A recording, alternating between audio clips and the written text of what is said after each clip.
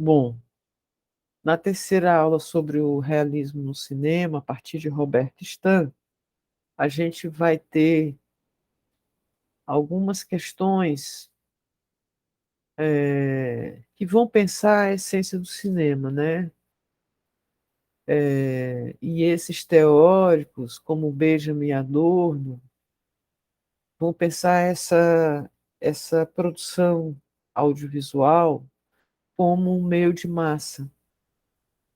E a questão de oferecer representações confiáveis da vida cotidiana, né? Conforme foi discutido, uma corrente da teoria do cinema era dominada pelos teóricos formativos, como Rudolf Arnay e Bela Balazs, insistindo na diferença deste não apenas a respeito da realidade, mas também vis-à-vis outras artes como o teatro e o romance.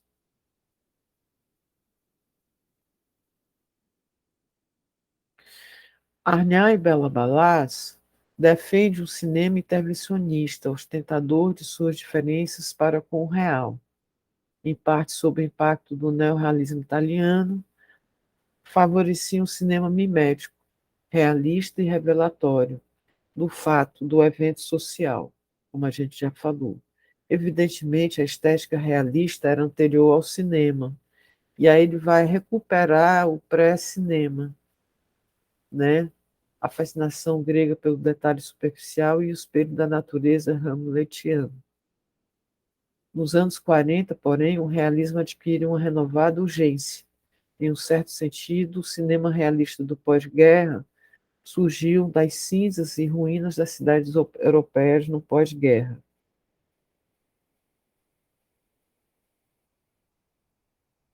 Já é o precursor, esse neorrealismo, do cinema moderno.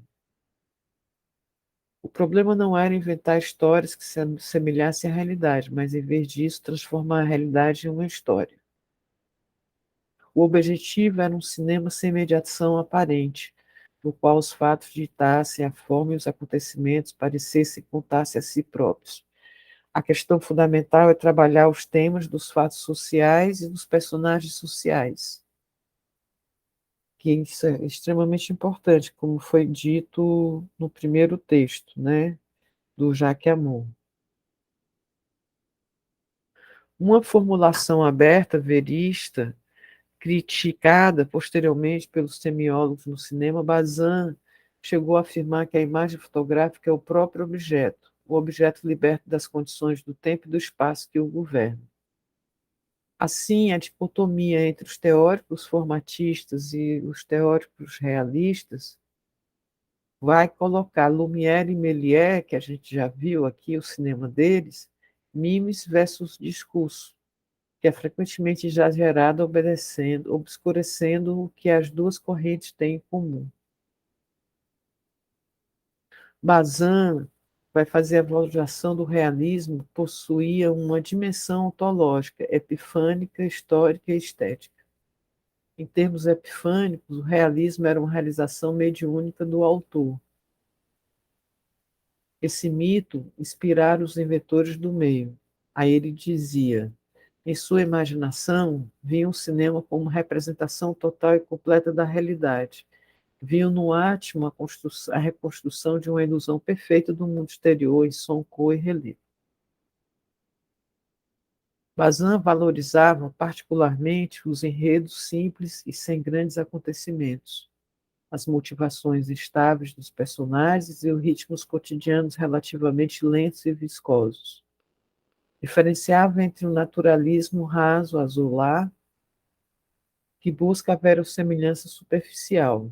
Para o autor, Bazin, o realismo tem menos a ver com a adequação mimética literal entre a representação fílmica e o mundo lá fora, com a honestidade do testemunho da mise-en-scène. Embora Bazin tenha se manifestado a favor de um cinema impuro, um misto do teatro e cinema, de modo geral, sua estilística deixava pouco espaço para a mescla autoconsciente de estilos. Bem da verdade, reprovava a combinação de planos, sequências e montagem, que a gente já falou da questão da teoria da montagem proibida aqui, né? Bom,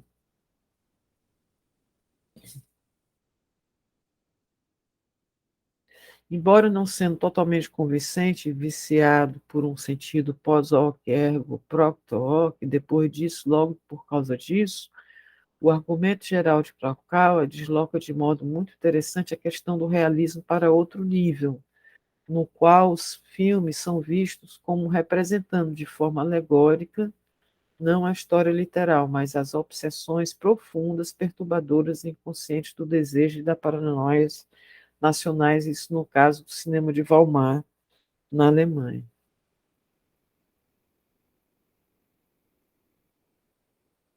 Tampouco ele concebe a ligação indexal, fotoquímica que vincula a imagem e referente de uma maneira positivista, simplesmente ancorado na verdade analógica da representação. Ele vai recuperar a questão da técnica, né, da imagem, porque ela passa por um objeto mecânico, que é a câmera, e por uma fotoquímica, que é a sensibilização do filme, no caso agora do chip, do sensor digital.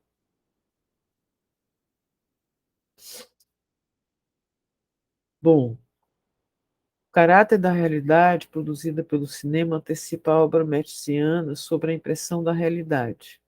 A investigação filmológica de temas da percepção do movimento, a impressão da profundidade e o papel da memória imediata e diferida, que é a justaposição dos planos, as reações motoras, as projeções empáticas, a fisiologia da espectralidade, da mesma forma, prefigurou muitos interesses da teoria cognitivista, cognitivista dos anos 80.